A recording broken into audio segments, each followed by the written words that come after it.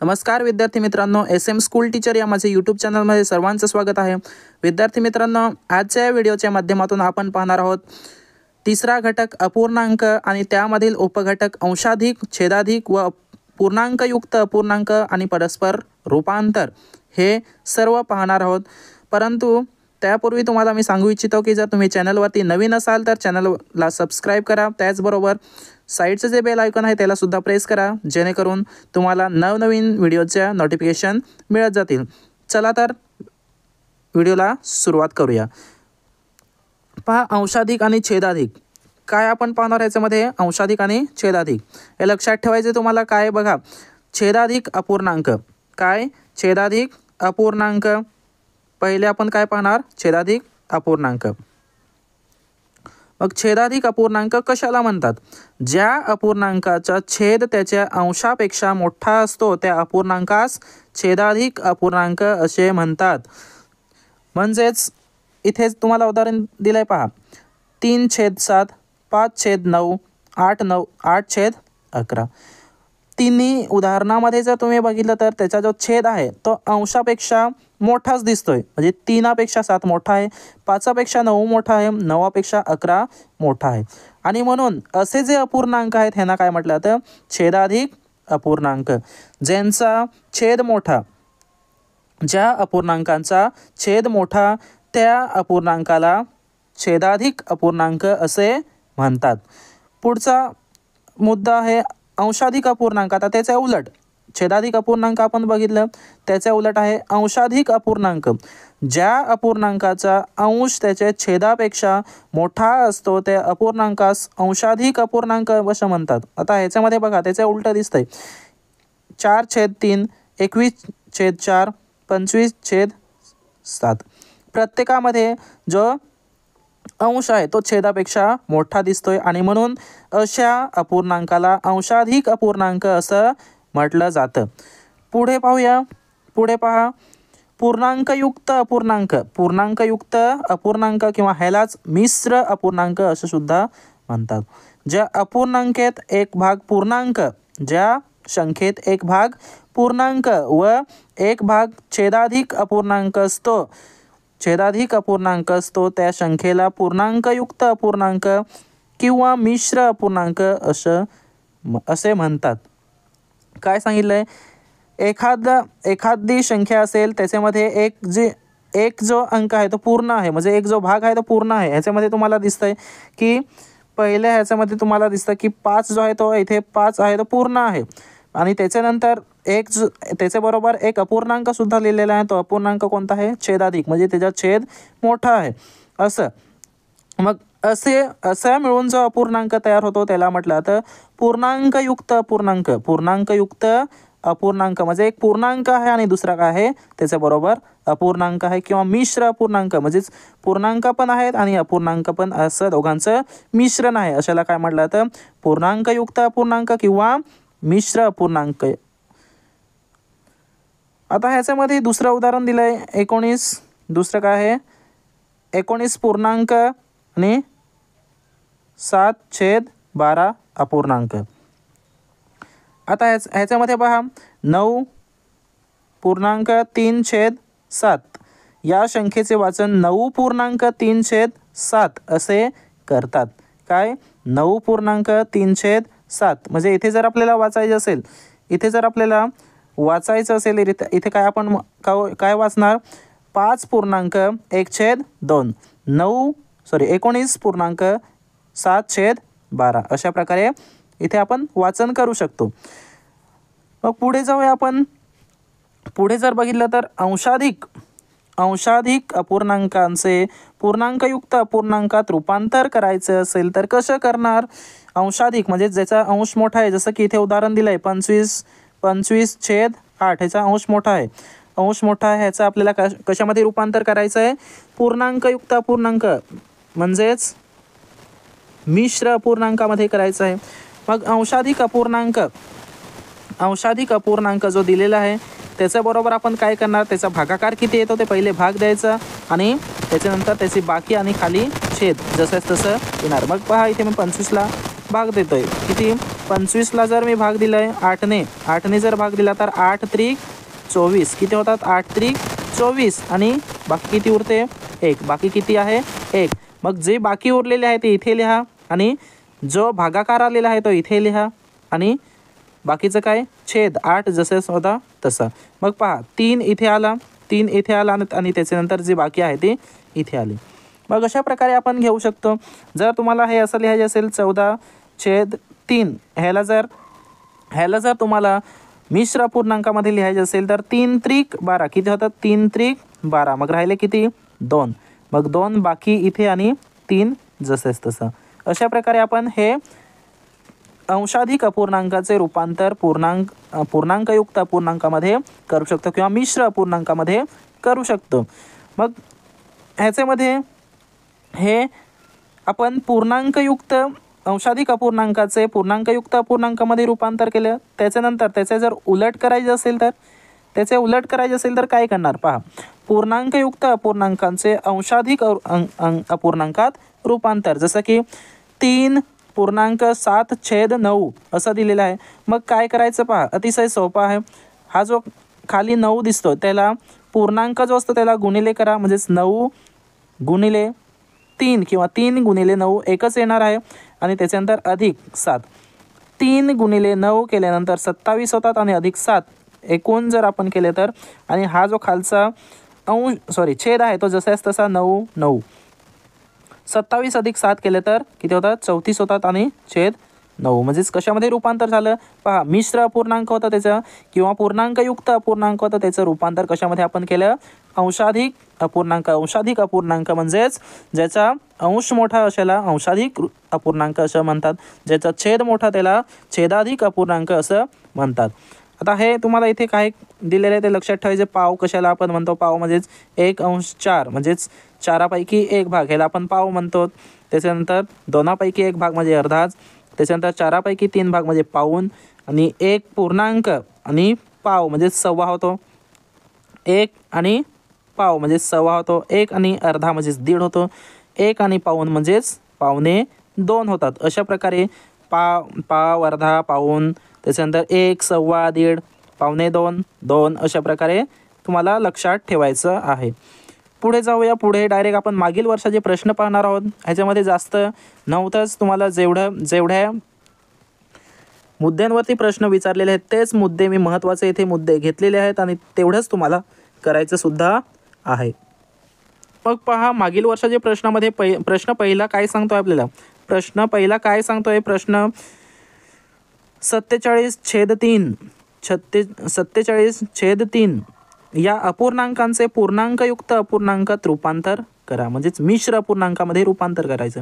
अतिशय सोपं आहे, जास्त कठीण नाही. पहा 3ने भाग द्या 47ला 3ने भाग द्या. 3 एके 3 किती राहिले 1. इथे हा 7 मी जसेच तसा घेतो. 3 5 15 3 5 15 17मधून 15 गेले तर राहिले 2. मग काय सांगितलं होतं पूर्णांकयुक्त अपूर्णांकामध्ये रूपांतर करत असताना पहिले भागाकार लिहा. भागाकार किती आला 15. त्याची बाकी किती आली 2 आणि छेद म्हणजेच भागाकार किती आहे भाग ज्याने आपण भाग देतोय छेद किती आहे 3 आणि असं उत्तर कुठे दिसतंय पर्याय क्रमांक 4 आणि म्हणून पर्याय क्रमांक 4 हे उत्तर अगदी बरोबर आहे. जाऊया पुढच्या प्रश्नाकडे. पुढचा प्रश्न पहा. पुढचा प्रश्न सुद्धा आपल्याला सोपाच आहे. फक्त तुम्हाला बेरीज वजाबाकी आली पाहिजे पूर्णांकांची. इथे पहा 3/4 अधिक 5/6 अधिक 5/8 बरोबर किती. मग ह्यांची बेरीज पहिले तर करावी लागणार. बेरीज करत असताना लक्षात ठेवायचं तुम्हाला मागच्या व्हिडिओमध्ये सांगितलं आहे की बेरीज करत असताना पहिले छेद समान करा. छेद जर समान करायचे असतील तर काय करावं लागेल. छेद समान केव्हा येईल तर बघा 4च्या पाढ्यामध्ये कोणता असा अंक येतो 6च्या पाढ्यामध्ये कोणता असा अंक येतो आणि 8च्या पाढ्यामध्ये असा कोणता अंक येतो किंवा एक कोणता अंक आहे जो आपण समान घेऊ शकतो म्हणजे त्याचा आपण लसावी असं म्हणता येईल. लसावी तर पहा 24 ह्या संख्येला सगळ्यांनी भाग जातो. मग असंही तुम्ही लक्षात ठेवा. एक अशी संख्या शोधायची त्या संख्येला छेदाने छेद जे आहेत त्यांनी भाग जाईल. 24ला सगळ्यांनी भाग जातो. मग पहा 24 जर करायचे असेल तर कितीने गुणिले करावं लागेल 4ला. जेवढ्याने आपण 4ला गुणिले करणार तेवढंच त्याचा जो अंश आहे त्याला सुद्धा गुणिले करणार. मग 4 सक 24, 4 सक 24. मग 3 गुणिले 6, 4 गुणिले 6 अधिक 5 गुणिले किती येणार, 6 चौक 24 गुणिले 4, मग 6 गुणिले 4 अधिक त्याच्यानंतर काय येणार 5 गुणिले किती 3 आणि 8 गुणिले 3 तर 24 होतात.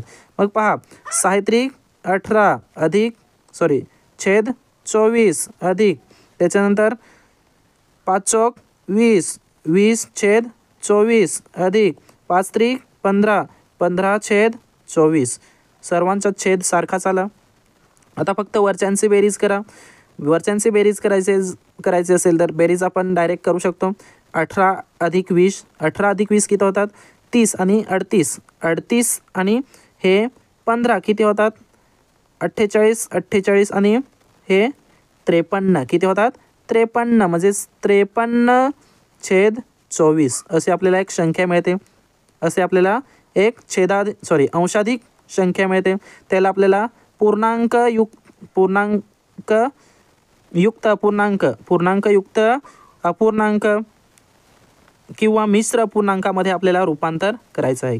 किती मिळालं तर 53 भागिले 24, 24 दुने 48, 24 दुने 48, 13 मधून 8 गेले तर राहिले 5 आणि इथे काय येणार 0, म्हणजे बाकी किती मिळाले 5. मग काय सांगितलं होतं मिश्र अपूर्णांकामध्ये रूपांतर करत असताना पहिले भागाकार लिहा म्हणजे 2 आणि बाकी किती 5 आणि जो छेद आहे तो किती आहे 24. कुठे दिसतंय असं उत्तर इथे आणि इथे तुम्हाला कन्फ्यूज व्हाल. इथे वरती 2 आहे आणि इथे 5 आहे. मग कोणतं उत्तर आलं 2.5 छेद 24, पर्याय क्रमांक 4 हे उत्तर अगदी बरोबर आहे. जाऊया पुढच्या प्रश्नाकडे. पुढचा प्रश्न पहा. पुढचा प्रश्न सुद्धा अतिशय असा सोपा आहे. आता पहा ह्याच्यामध्ये तुम्ही जर एक लक्षात घेतलं तर पहिले पहा पहिले पूर्ण मी करून सांगतो, त्याच्यानंतर आपण ट्रिक पाहणार आहोत. ट्रिक काय आहे ते इथे ह्याला जर आपल्याला अंशाधिक अपूर्णांकामध्ये करायचे असेल तर 5 गुणिले 7 35, 35 आणि 3 38, 38 छेद 7 अधिक 7 6 7 42, 42 आणि 4 42 आणि 4 किती होतात तर 46, 46 छेद 7. छेद सारखाच आहे. बेरीज आपण डायरेक्ट करू शकतो. 38 अधिक 46 किती होतात 38 अधिक 46 8 आणि हा 4 84 आणि भागिले 7 केलं तर 7 एके 7 किती राहतात 1 आणि हा 4 7 दुने 14 आणि म्हणून पर्याय क्रमांक किती उत्तर मिळालं 12. पर्याय क्रमांक 3 हे उत्तर अगदी बरोबर आहे.